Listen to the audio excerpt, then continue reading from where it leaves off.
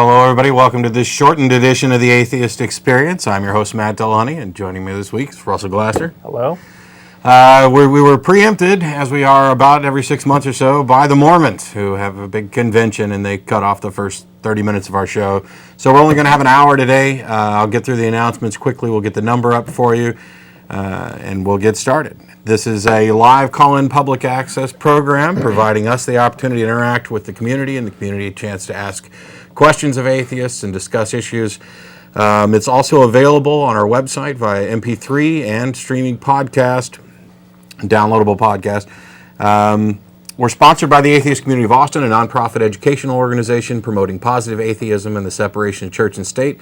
The ACA meets every Sunday at Romeo's on Barton Springs Road at 11:30, except for the third Sunday of the month when we host a lecture series at the corner, the Austin History Center at the corner of 9th and Guadalupe. This month's lecture will actually be on the fourth Sunday and not the third. And in addition to this program, the ACA also sponsors The Nonprofits, a bi-weekly internet audio program hosted by Jeff D., co-hosted by Dennis Lubay, and also featuring Russell Glasser and myself. That will be this Saturday, will be live. You can listen at freethoughtradio.com. There's also more information at nonprofitsradio.com. That'll be 2 o'clock, or, yeah, that's right. I get confused because sometimes we used to listen to the time starting as Central or Eastern or whatever in the chat. Well, you'll be on next week, but I won't be there again because my class schedule is conflicting. So we'll be without Russell, but we will have the chat up and running, and the information on connecting the chat and interacting with us is available online as well. In addition to these programs, the ACA also sponsors a number of social events. For example, on Thursdays we have Atheist Happy Hour, which is currently occurring at Ninfa's at 214 Anderson. That's near 183 and I-35, just on the northbound access road of 183. That begins at 7:30. And also the cast and crew of this program go to dinner after the show, where the show runs till 6 o'clock. We're normally arriving around 6:30 to 6:45 at Threadgills on Riverside. All of those events are open to any atheist or atheist-friendly people. You do not have to be a member of the ACA to attend. But if you're coming down to preach or proselytize, just hang on a minute. We'll have the telephone number up, and you can actually do that over the phone. Because when we're at dinner or at one of our events, we'd rather not be harassed by Bible thumpers or whoever might want to come down and tell us we're wrong or tell us how much Jesus loves us. No, but we love being told we're wrong here. Yep.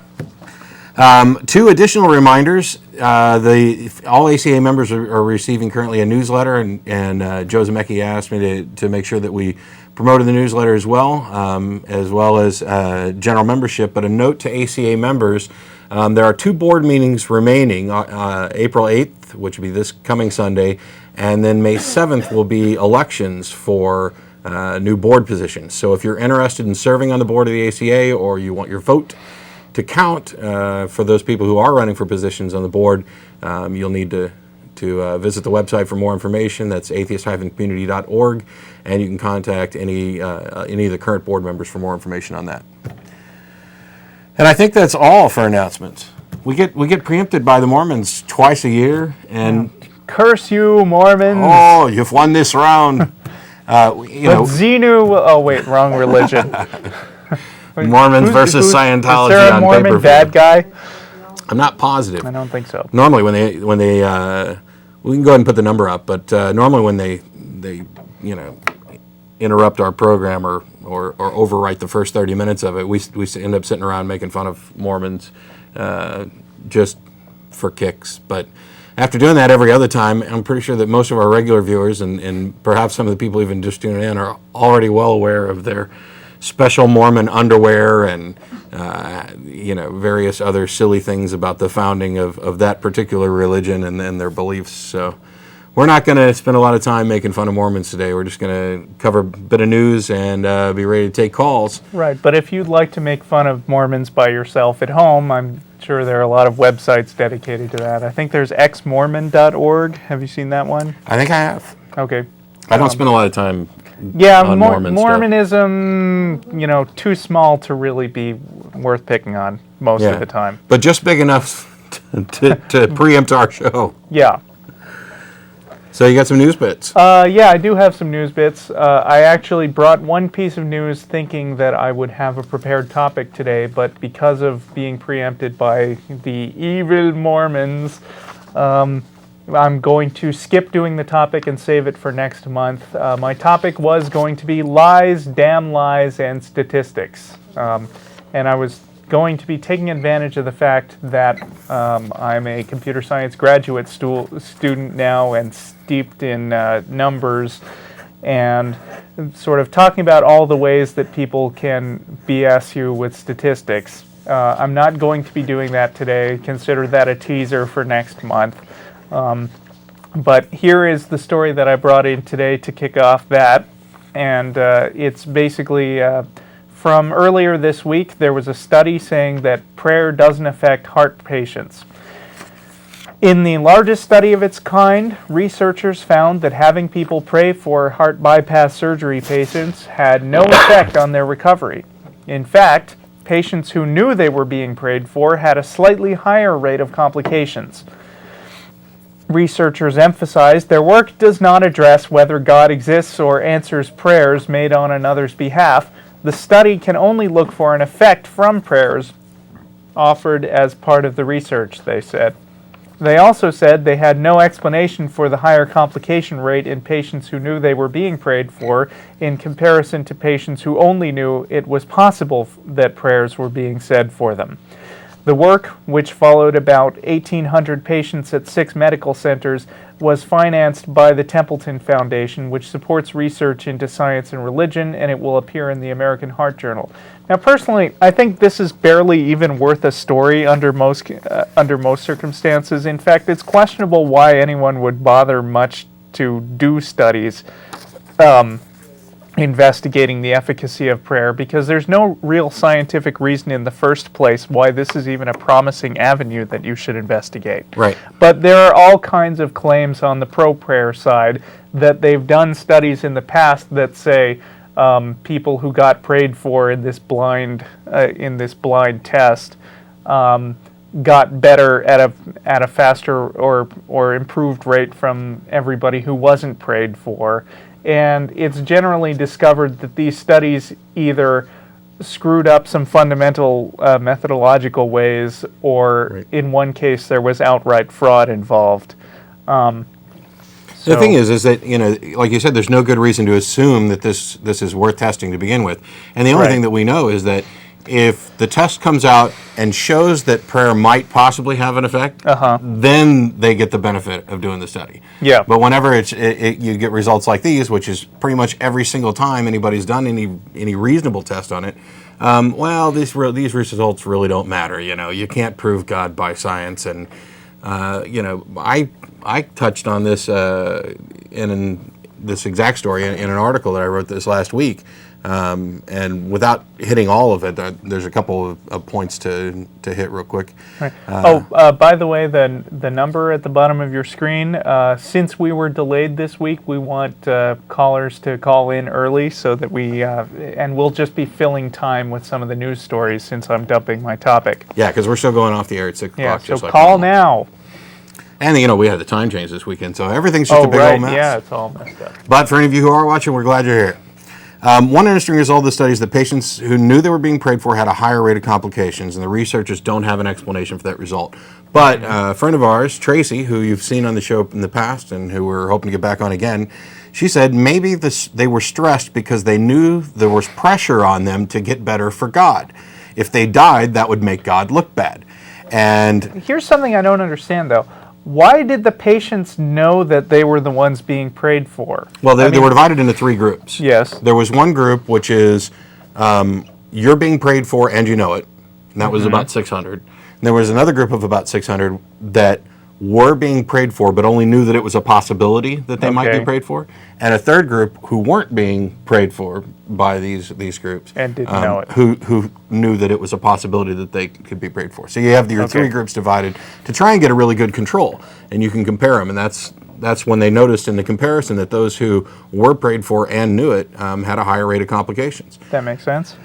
God or not, Tracy's explanation that there could have been additional stress for possibly making God look bad for not being recovering without complications. That seems to me to be psychologically sound. If we could ever get to the root cause of this, and we can't, which is another reason why these studies really aren't worth doing, I wouldn't be surprised to find out that the true reason for that is something along those lines, something stress-related, or, because the human body is very good about healing itself, and stress is, it tends to counteract our ability to heal. And while a study like this can't prove that prayer doesn't ever work, it does show that it didn't appear to have a significant effect in this case. Christians are quick to dismiss results like this, citing, "Don't tempt God," or "Not my will, but thy will." But the fact remains, if there's a God, he was presented with a golden opportunity to demonstrate his power, and he utterly failed to do so. This isn't the first time that people have tested the efficacy of prayer, and it's not the first time that it has utterly failed to impress anybody. Well, and of course Christians are quick to say, don't test God when the test doesn't wind up in their favor. Sure.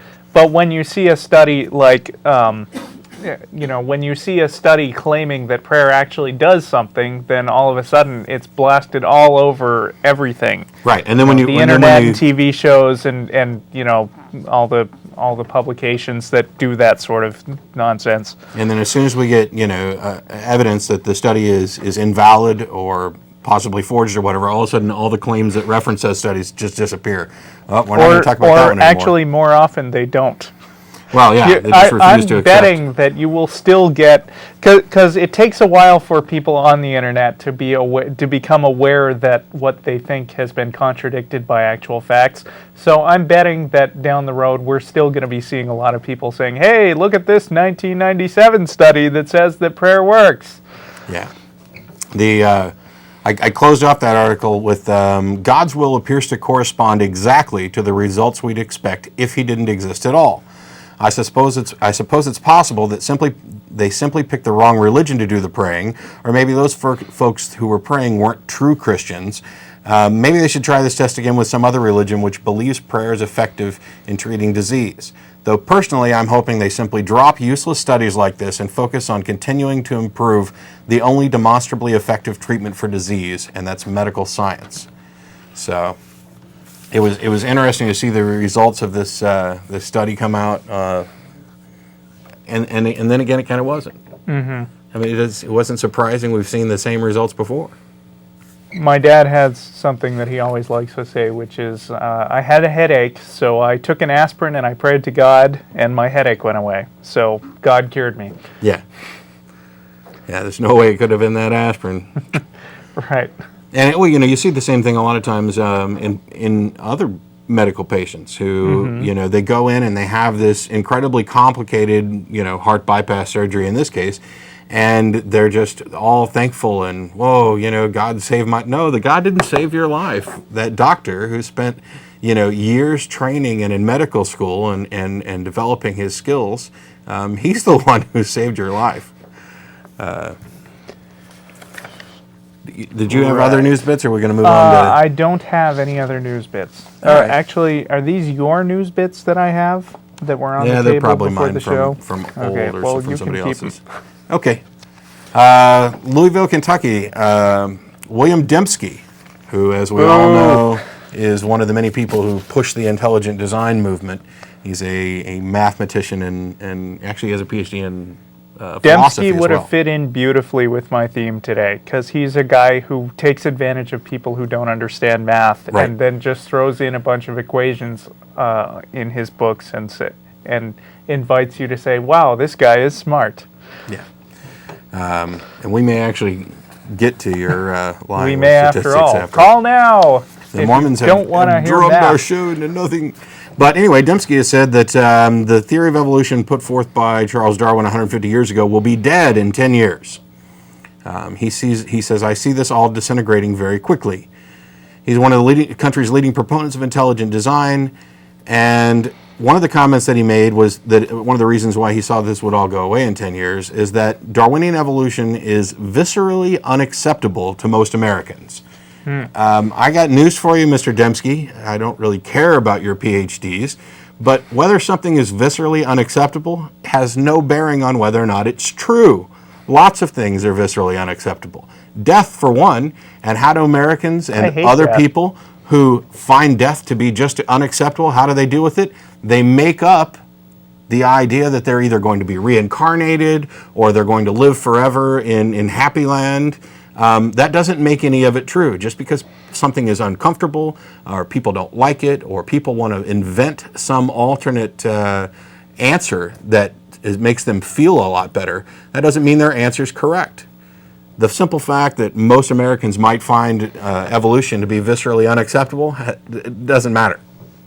If we start going around teaching our kids things based on our gut feeling, despite the evidence to the contrary, we're doing them a huge injustice and we're crippling future generations of scientists. He said it is a reasonable question to ask if there are patterns in biological systems that point us to intelligence. Well, I think that's a reasonable question to ask. And a better question is, do you have a test that would can you test it find out the answer, or are you just asking? He says it's also reasonable to question the limits. What are the limits of evolutionary mechanisms? Okay, I'm in favor of questioning everything. You know, a good critical examination of something. That's how science thrives. That's how science improves. But he did say some things that I actually almost liked until I realized what they were doing. This Dover, Pennsylvania ruling that we talked about before, which essentially it cripples the intelligent design movement as far as being taught in schools anytime soon. Dembski had said, I think this whole controversy, or wait a minute, that's not him. People assume that we must be actively and aggressively seeking for intelligent design to be put in the classroom, and that's not our position. They are. what should be required in a classroom is more, well, see, that's the thing. The Discovery Institute is making this claim. Right. And they actively oppose the Pennsylvania School Board. They said, don't do this, we're not ready for this yet. I'm sorry, I've forgotten what I learned in the Texas hearings in 2003, which is that they don't want to teach intelligent design, they want to teach strengths and weaknesses of evolution. And that's exactly what their quote's saying now. Right. Basically, Dembski had said, I would say that even though intelligent design has a long way to go, and that it's a fledgling idea, it seems to me evolutionary theory is so problematic that just about any alternative that's scientific or has the possibility of being scientific should be allowed on the table. Okay. You want to hammer him for that? So, because I'm going to if you don't. Let me think of all the things that have the possibility of being scientific. Yeah. Astrology, according to Michael Behe, has the possibility of being scientific. What else? It's just the whole thing bothers me. They're alien abductions. Instead of just saying, it's one thing to say we need to be more critical of evolution, which they're doing, and I think that while at its core that may be something which could be useful because questioning anything is worthwhile, they're disingenuous about how they're doing it. Right. And now to say that any alternative which is scientific or has the possibility of being scientific, basically, they're so afraid of evolution that they're willing to waste kids' time teaching anything that could possibly be true in opposition to evolution. And we don't do that for any other scientific theory. When you have mountains of evidence, we don't teach, maybe angels hold your feet to the ground and gravitational theory isn't true. That's a possibility, and if there was ever a way to test it, it could become a scientific theory. So why don't we teach that? They're going after evolution for one reason and one reason only. It's really obvious, and that's because they equate evolutionary theory with atheism. They create it with a naturalistic viewpoint where God can't enter the picture, and that goes against their creationist beliefs. It's worth noting that Holocaust deniers, and I've compared intelligent design to Holocaust denial in the past as something that's like an alternative to an accepted science, but has no grounding in reality. Holocaust deniers have tried to get their ideas into school textbooks in the past, and they've used almost exactly the same language that intelligent design people are using now. We just want all sides of the issue discussed. We want a critical examination of the fact that there was a Holocaust. The problem with that is basically science and history aren't written by teachers. They're written by, and they're not written by school boards. They're they're established based on what scientists think and what historians think. And the school boards don't have the authority to go over the heads of people who actually do science as their job and say, oh, those scientists are wrong. Here's what real science is. And when the overwhelming majority of scientists agree with the evolution premise, and when the overwhelming majority of historians, apart from a very teeny number of crackpots, believe, yes, there was a Holocaust, then it's really not within the purview of teachers to counteract that decision. Yeah, what we teach kids in school is the best explanation that we have at the time, the one that is supported by the most evidence and the one that is most useful. That's how you determine the value of a scientific theory. Does the evidence support it, and is it useful? And evolutionary theory has proven itself useful it's a foundation of modern biology. Mm-hmm. It's the reason why you can get vaccinations. And protect your crops from changing bugs and things that would prey on them. So to think that this is such a critical issue that we need to waste students' time when there are so many other things that they need to learn by teaching them every possible alternative theory to evolution is just absurd. If you held the same standard in education for every issue, every scientific theory, the kids wouldn't learn anything. All they would do is come out with a muddled, confused picture and no real basis in science at all. Mm-hmm. So, do we have a caller on the line? We got or one. Is the board down? No, we got it. Okay. Is it Brandon? Hey, what's up, fellas? Hey, man. Hi. Hey, I was just kind of flipping channels and checking you guys out. Okay. I must tell you guys I am a Christian. Okay. I'm not surprised. And I just want to start off by saying no battles here. I'm just listening to you guys and just want to get you guys just kind of explain to me basically why you guys don't believe in God, basically.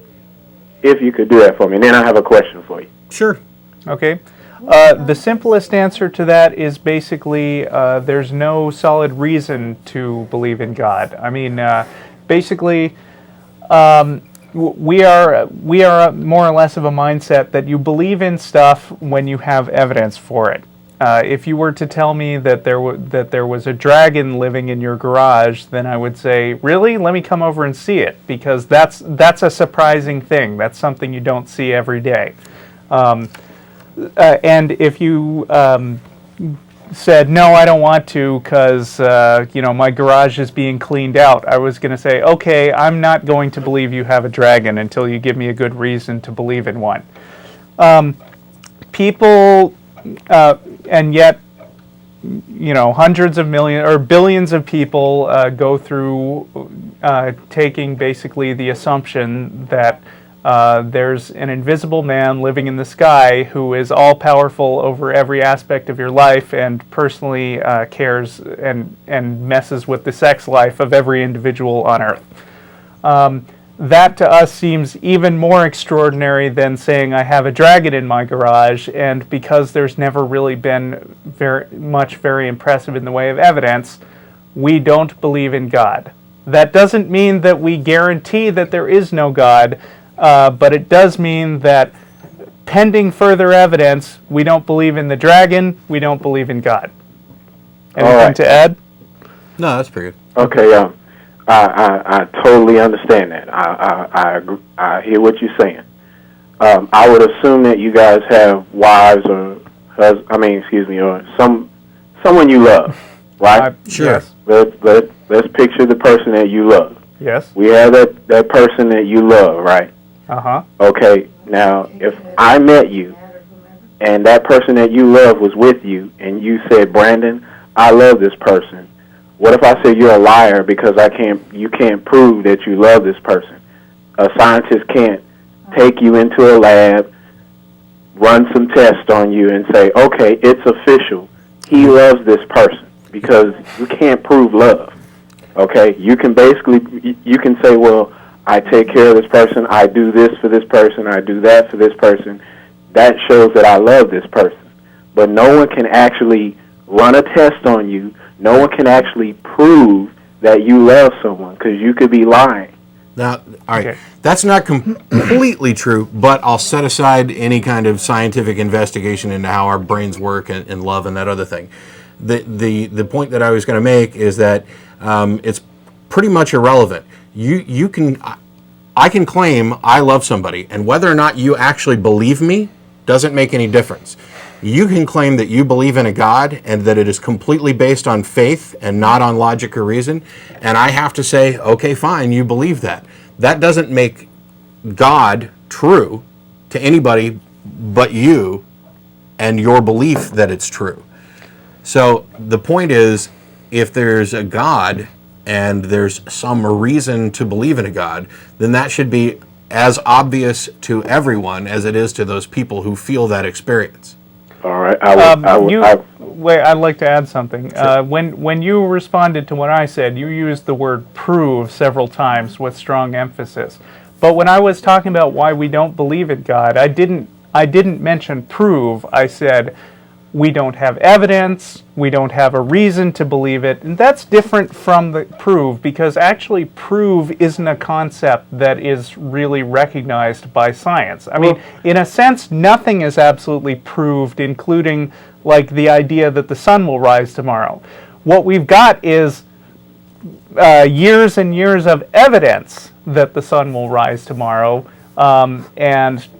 and we'd be very, very surprised if the sun didn't rise tomorrow. But in an ultimate sense, there's no such thing as proof in science. Only there's proof in math, and there's evidence in science. Right. Well, the reason why I use prove is because you said that. Of course, you said there was no evidence to completely show that there is a divine being overseeing everything. There's no evidence to even show a little bit that there's a divine being. Okay. Well, let me get this out, and then I'll say something about that. Sure. Basically, evidence and proving are kind of connected, don't you think? Because when you go into a court of law and you commit a crime, and there's evidence that you committed that crime, it's the prosecutor's job to prove with the evidence that you have that you are the killer or the committer or the perpetrator of the crime. There's a slightly different definition there where proof is being used in, like, for example, a court case. You prove beyond a reasonable doubt. It's not an absolute proof. What you're doing is saying you're establishing criteria, evidentiary standards. And, we'll talk Russell's dragon in the garage thing. If you tell me you have a new pet dog, I don't need very high evidentiary standards to believe that, because I know that dogs exist. I know people keep them as pets. The claim is not unusual. And you know they'd fit in a garage. And they'd fit in a garage. And believing that you actually have a new dog doesn't have any significant impact on my life. I don't have to change what I believe about other things based on whether or not I believe that you have a dog. And I can be wrong about whether or not you actually have a dog without significant impact. When considering the situation with the dragon in the garage, I don't know that dragons exist. I don't know that they can fit in a garage. I don't know that people can keep them as pets, etc. And therefore, the evidentiary requirements that would make that belief justifiable have to be significantly higher. Now, in a court case, for example, when you're up on murder charges, they have a burden of proof. That is, you have to establish guilt beyond a reasonable doubt. But that still doesn't mean that the jury's decision is correct. It could be wrong, and an innocent man goes to jail. So what we're talking about here is establishing a standard of evidence. And when you have a claim that is so extraordinary, like there is an intelligent, transcendent being who is, for example, a creator, omnipotent, omniscient, omnibenevolent, cares about all of us and interacts with some specific people, that sort of evidence is so extraordinary that it requires extraordinary proof. And when we look, and the only thing that we can determine is that there is no proof which is attainable to anybody who goes, and looks. It's much more of an esoteric, personal, this is the way I feel or believe, or this is the belief that's most comfortable for me, then you can't justify that belief to anyone other than yourself. Also, getting back to your original example, which was prove that you love somebody, In a court situation, I could imagine a situation actually coming up where you might need to prove to a judge that somebody loved somebody else. For example, there's been a murder. The evidence appears to point to the husband. The wife has been murdered. The evidence appears to point to the husband. And the husband's lawyer builds the case on, well, this guy, I can prove that he really loved her and wouldn't have killed her. And he could show a lot of things. He could show, he might show videos of them together. He might bring in character witnesses. In an ultimate sense, this wouldn't, you could never actually prove that he loved her. But if you could make it sort of beyond a reasonable doubt. Right. You could demonstrate that to the average person or the reasonable mind looking at that. Yeah, that would appear to be one love. of the things you have to prove in establishing guilt is that they had a motive. And if you can convince a jury beyond a reasonable doubt that the way he acted looks like somebody who's in love, then they would have a hard time convicting that guy. Right. Well, I'll say this, and then I'll let you gentlemen go back to your program. Okay. There is proof that there is a God, and I would just like to say that basically the world we live in is proof that there is a God. How so? Right. Well, basically, since I am a Christian and the Bible is my mandate of my life, the Bible says that since the creation of the world, God's invisible qualities, his eternal power and divine nature have been clearly seen, being understood from what has been made, so that men are without excuse. But the Bible says that, but as atheists, we don't believe that the Bible has any particular more authority than a Spider-Man comic book. I don't know if that. Okay. I understand. I mean, do you believe that the Bible is like literally true and infallible? Yes, I do. So then you're a proponent of slavery and stoning unruly children and killing homosexuals? Because all that's in the Bible. Well, you're taking the Bible out of context. Oh, Yes. no, I beg to differ. Now, you might not like going back to the Old Testament, but if your child is unruly, it's there written that you take him to the edge of the town and everybody in the village stone him to death. Yes, that's in the Bible. You are very correct. So you're saying that is wrong? I'm saying that since Jesus Christ came and died on the cross for you and me, that we are under a new covenant, and that would be a whole nother explanation. Actually, this is totally Jesus, Matt's territory. I'll just sit yeah, back. Jesus said he came not to destroy the law, but to fulfill it, and then not a jot or tittle of the old law would be taken away. And the general consensus among Christians who've recognized that, or that the only part of the new covenant with Jesus is that you no longer have to make animal sacrifices. No, we're if under your grace. position, We're not under the law. When okay, you trust then in Christ, you're free from the law. I understand what you're saying because I've heard this position before as well. If you're no longer under the law, then the 10 Commandments no longer apply. Those are just the first 10 of the 600 and some odd laws. They're in order. Now, if you're going to say that the rest of them don't apply, then you have to come up with a justification for why the first 10 still apply. If Jesus did away with those old laws and you're under a new law, then not only is the 10 Commandments no longer relevant, but you need to start in the New Testament and say, okay, what are the new rules? Because those rules are not existent. It's not that they're not existent, and I totally understand what you're saying. Actually, this is a quite complex subject for me to retort right now, but since you seem to do have some Bible knowledge, I would suggest that you read Romans concerning it. I've read it. You should probably, I tell you what, go back to the website and dig through some of the past shows, and you'll find one that'll actually tell my particular story, because I was raised in a Southern Baptist home. I was a fundamentalist Christian for more than 20 some odd years.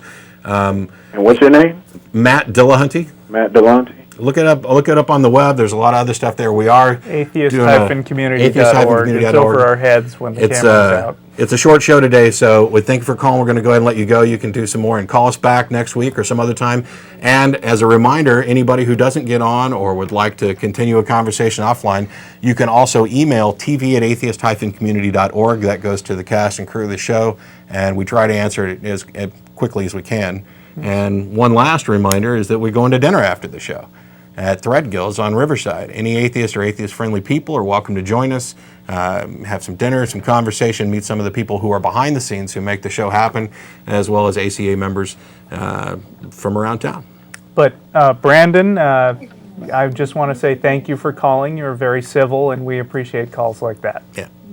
I could probably get spun off on debating theology points from Christianity for hours, and we've only got about 25 minutes left. Right, So. yeah, short show. So let's go on to some other callers. We've got, is it Jason? Yeah, hi. Hey, Jason. First off, I really enjoyed the show. Thanks. Thank you. And two questions. The first one, with regards to the intelligent design debate, I usually associate that almost exclusively with Christians. And I guess my question is, what would the Jewish take on that in America be, as well as the Muslim take on that? If you guys know, or if you can respond to that question. I can't speak for them all, but I know, I've heard, just as one data point, I've heard Dr. Laura totally go off on a creationist caller saying that they were ignorant. Okay. And Dr. Laura is like a very, at least at the time she was, at least at the time she was Jewish. I think she's converted since then. I have no idea. But yeah, she's an extremely right-wing religious Jew, and she didn't even believe in creationism. So I think it would kind of covers the. It would depend. I would generally, I would think that more conservative Jews, Orthodox Jews, may go in for a creation story, but there's also the possibility that they view it as allegory. Yeah. There are. I don't know how they make the distinction in the Torah between what's allegory and what's not. I don't know that Orthodox Jews are fundamentalist in the same way that Christians are, in the sense of taking the Bible as word for word literally. I think that is a relatively recent American Christian concept specifically. Well, the respinning and the repackaging of creationism as intelligent design is definitely a relatively new thing, because the courts have come down in the past, in the Arkansas case, for example, and said that you can't teach creationism in school. You can't in a public school anyway. So that part's new. The actual idea of creationism and intelligent design, well, obviously that's fairly old. Yeah, now as for Muslims, I know of at least one Muslim creationist website, but I can't say if that's representative. Yeah. There's a guy with a funny name. It escapes me now, but I don't remember. I tell you what we can do, though, and that is go do some research and have some better information for you next time. Yeah, that's why I enjoyed the show. You guys are a wealth of knowledge, and I just thought I'd throw that out there. Well, I'll definitely look that up, and if I don't address it specifically as a side note on a future show, the next time intelligent design stuff comes up, I'll definitely have it on hand. Yeah, I mean, the curious thing is, all three religions rely on the same text, and yet only one of them, at least ostensibly, pushes that sort of agenda. Right. Which to me is kind of interesting. Well, I think they're easily the most vocal. I don't know how many others might be pushing it. Right, and don't forget that we live in America, where we have sort of a slanted view of how dominant fundamentalism is in general. You only have a population that's like, is it 1% or 0.3% that's Muslim? It's hard to see. Right. Yeah, that's right. It's not going to have much sway, but. The other question you guys have addressed many times before, so I hope you don't mind doing it again.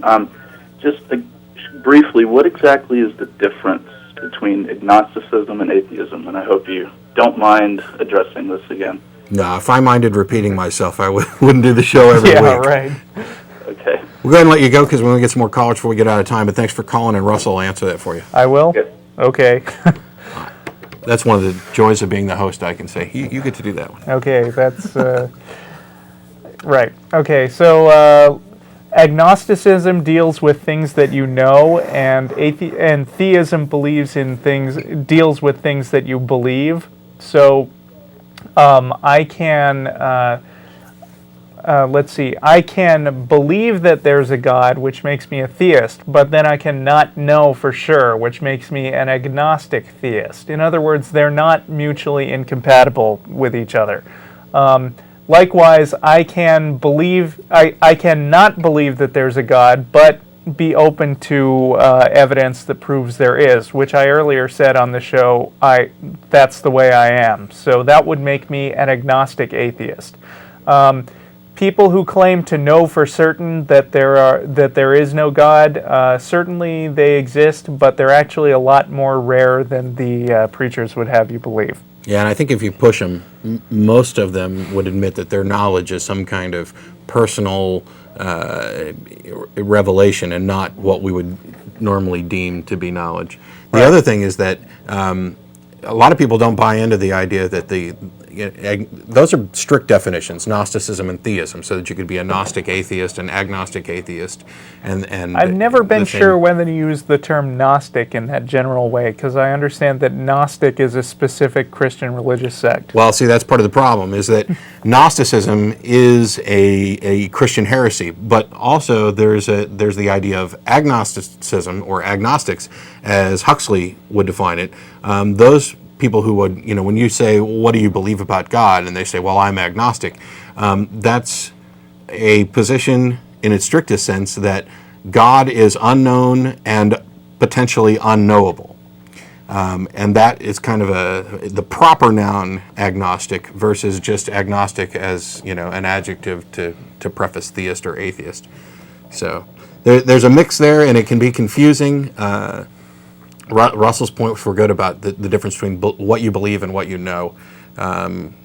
They're also divided often into weak atheism and strong atheism. Let's just break down the words. Atheist means I have no God. Agnostic means I have no knowledge. And if you're a gnostic gnome. Well, let's not go there. We got Steve. Hey, welcome to the show. Hi.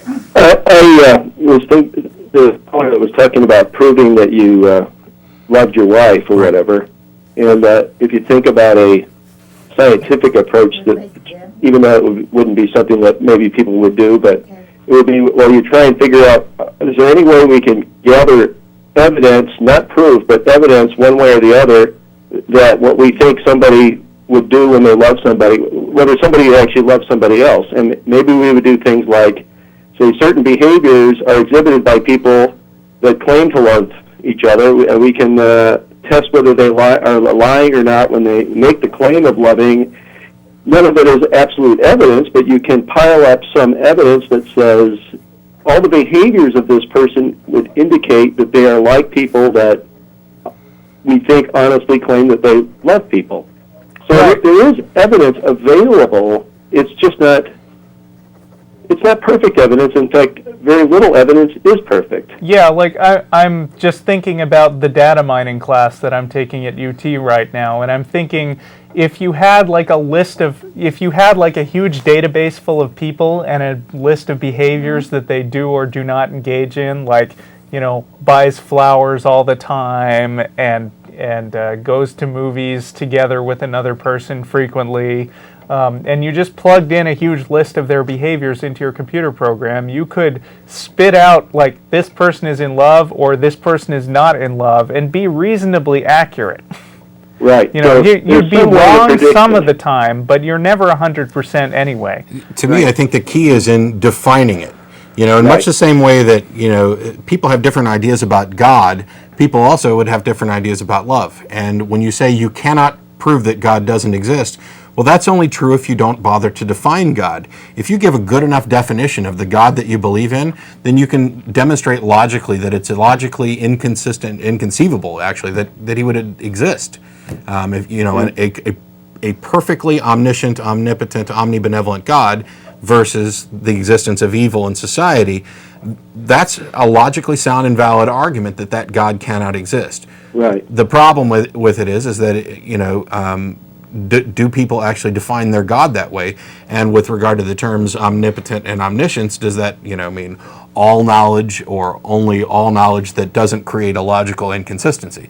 Right. You get really big problems along those lines, and it's because people don't define it. So you end up with God and love. I really liked what you guys said about even science doesn't really absolutely prove anything. And, what happens is evidence is gathered, or speculation of, if this were true, then maybe we should see things that look like this, and then we look for things that look like that. When we see a lot of things that look like that, but a few things that look like something else, and we wonder, gee, there's something else going on. Yeah. There's a refinement process going on. There's either we start to inspect the evidence itself and start looking at, okay, how do we get this, and where did it come from, and what other things could affect it, on and on and on, continually just kind of piling evidence in the piles for and against various ideas, and using that as the way to have a current idea of what is supposed or, I guess, believed to be true by a lot of people. I mean, it's not held to be proven. Right. And that is a very wishy-washy, I think, to people that like absolute, it's a little bothersome to people that no one ever knows absolutely anything. I think is a fundamental problem between people that kind of go the science way and people that want to have a doctrine to believe in, I guess. Right. Well, the problem with faith is that the problem with the non-scientific worldview, if you will, is that these people believe essentially that there's something absolutely true out there, which is fine. I sort of believe that too. But they also believe that there's a guy or a book or something that will tell you the right answer, and this answer never changes and must not be questioned. And the problem is that there are billions of those people, and they all believe that the guy is telling them different things. Right. I guess the scientific way of finding things out, unfortunately, I think is kind of the hard way. Mm-hmm. Yeah, definitely. It's hard to do. You have to do a lot of work, and you're never really quite done. You make progress, but you have to keep going. And I think a lot of people don't like to do it the hard way. That's been coming under attack even more lately. This idea that, science is just as faith-based as anything else, because fundamentally you can't really know this stuff. You're just building a case for, the best explanation. That, I think, it does a disservice to not only science, but the definitions of the words involved. For example, faith is belief in something in the face of evidence to the contrary, or despite an overwhelming lack of evidence. It's basically, I believe it because I believe it. You don't have a reason. You don't have a good reason to do it. Science doesn't work that way. If you have, tons and tons of evidence for a certain theory or position, it doesn't take faith to accept that. It's like people would say, well, you have faith the sun's going to come up tomorrow. No, I don't. I don't have faith. I have a reasonable expectation, which is based on the entire history of the world and my own 37 years of personal experience of the sun rising in the morning. And it would take something extraordinary based on my understanding of how it works for the sun not to rise tomorrow.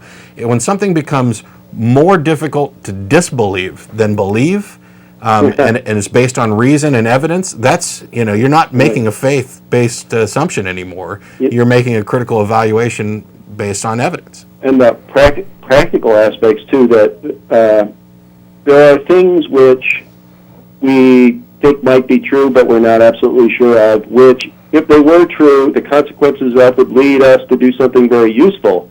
And we use those, even though we're not sure of them, to do things, and indeed those useful things actually happen. Right. And we're actually living with benefits from our theories that, aren't absolutely proven, but they actually show that, hey, this works.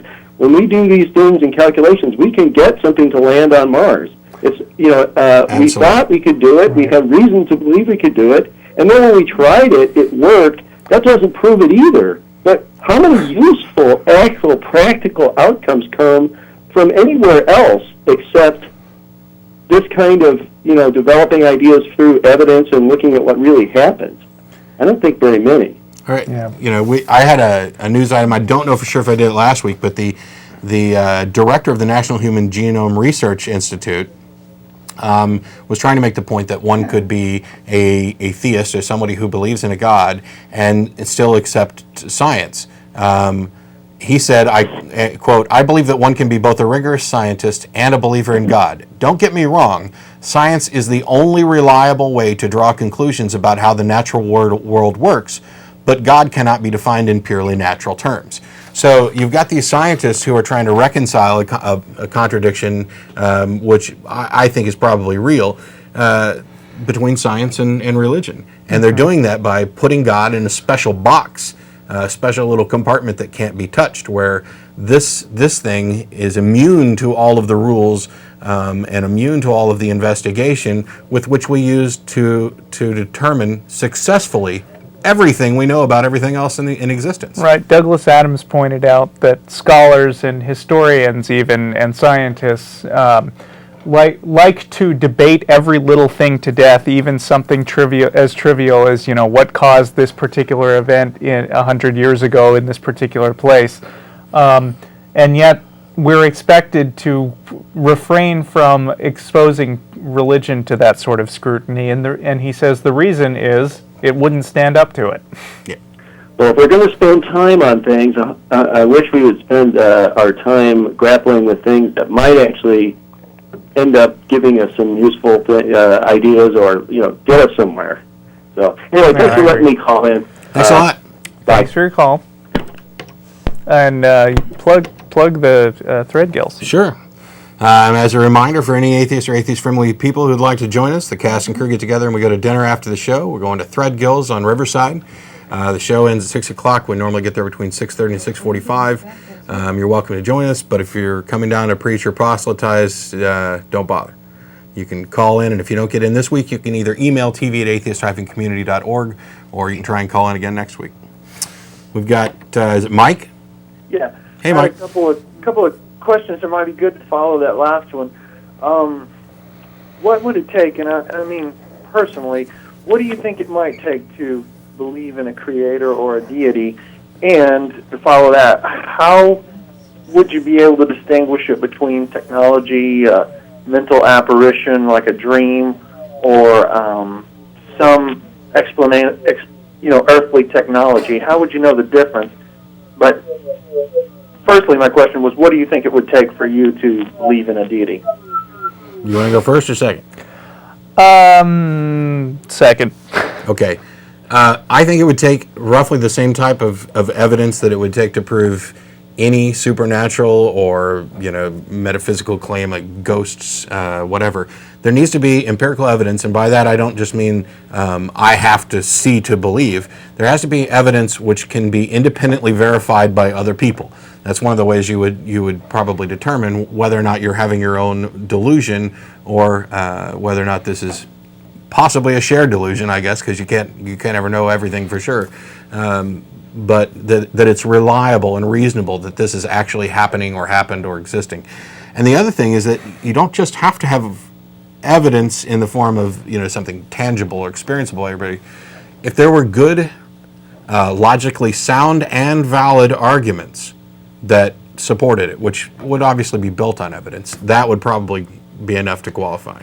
Yeah, and in the old days they had like Zeus, and Zeus didn't play these little mind games like you have to have faith to believe in me. No, he would stomp around and hurl lightning bolts and stand in front of people and say, I want you to go to this island right now and beat up this witch over there. And he would appear to a whole bunch of people at once. And there could not be very much doubt that he was actually there. I would say that would work for me. Yeah. I mean, it would have to be a bunch of people to convince me that I wasn't dreaming. But if I had a whole lot of people cross-referencing the fact that he said exactly what I thought he said, or he predicted something that nobody earthly could possibly know, like there used to be a problem with Fermat's last theorem, for instance, that everybody knew that there was a proof out there, but nobody knew what it was. Now they've proved it. But if God had showed up and said, "Here's the proof of Fermat's last theorem," that would be a pretty good indication of omnipotent powers, because you can also verify that. Okay, well, I guess that answers my question. I always have this, I always wonder what would happen if there were beings from another planet, like Superman, who came to Earth and claimed to be God. How how in the world could we prove that he's not the creator of the universe? He's just smarter and more powerful than me. Right. And Right. You know, how do I? Oh, and this is a good follow-up question to that too. If somehow we believed that let me put it back to you. If you believed there were a creator of the universe, a God, would you be interested in? I mean, obviously you would. I mean, would you want to obey him or follow his rules, or would you still try to live? That's another question, because, I mean, you know, if You might be judging his creation and going, hey, he ain't doing a very good job. Why would I want to live by his Well, it's not just that. It's even like take Superman, because actually I think that was a pretty good example, is if Superman came down to Earth and he wasn't defender of truth, justice in the American way, but he was actually an abusive trickster who said, hey, I'll convince everybody that I'm their God. Yeah.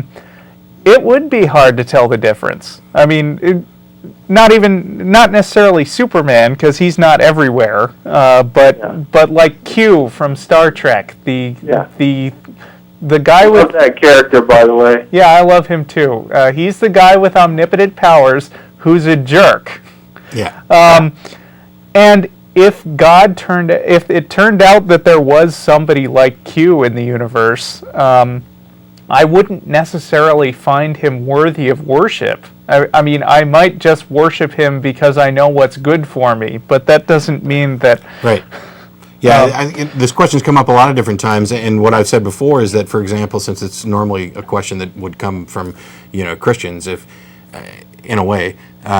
It's true. I'm a Christian myself. I guess it would be. Well, I didn't mean to imply anything about you. I was getting to the point of the question, and that is that if the Bible is true and it's an accurate representation of the one true God, then no, I wouldn't worship him either, because taking a look through the Bible, to me, he seems, Mark Twain called him a malign thug, but when I evaluate whether or not something is worthy of admiration, sure, I'll evaluate God and find the God in the Old Testament and the New, since the New introduces this concept of eternal punishment for finite crimes.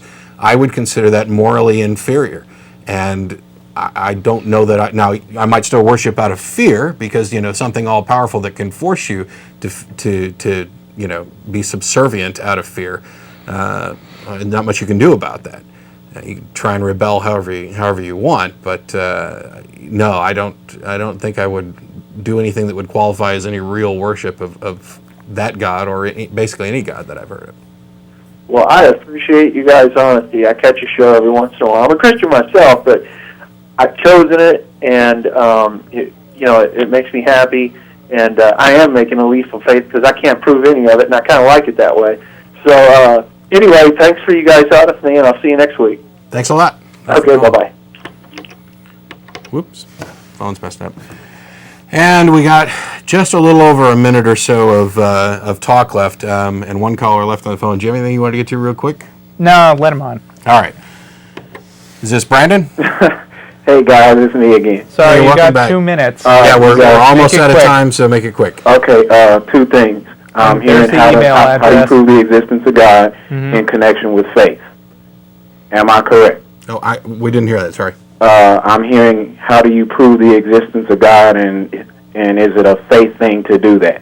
Well, what I've said is that if your claim is that you believe in God and it's faith-based, then the discussion is over, because there's no way to counter that. It's a personal faith thing, and if you're placing faith as a viable way to make a decision on a higher plane than logic and reason, then there's nothing I could say that could possibly counter it. It's just a personal decision on your part. Okay, so is faith something that is just a religion thing, or only people that believe in God exhibit faith? I try to avoid having anything to do with faith. Okay, let me say this, and I'm gonna go. Okay, when you go to a restaurant that you've never been to, and you order something to eat, and he brings it to you, and you eat it, you are using faith to eat the food that you're eating, because I could be a deranged criminal. I could have arsenic. Let me finish. No, because we only got 30 seconds left. You can email. I'm going to go ahead and drop you. We got to get the answer in. It's the same as the sun's going to come up. I'm not exercising faith. I am taking a risk, because life is always a risk, but I'm doing it based on reasonable evidence. restaurants have to be inspected, by the government for food and healthy services. Any crazy could be out there. Odds are that if a crazy guy was going around poisoning people, he'd be shut down. Yeah, long before I got there. I don't go to a restaurant actively believing I'm safe.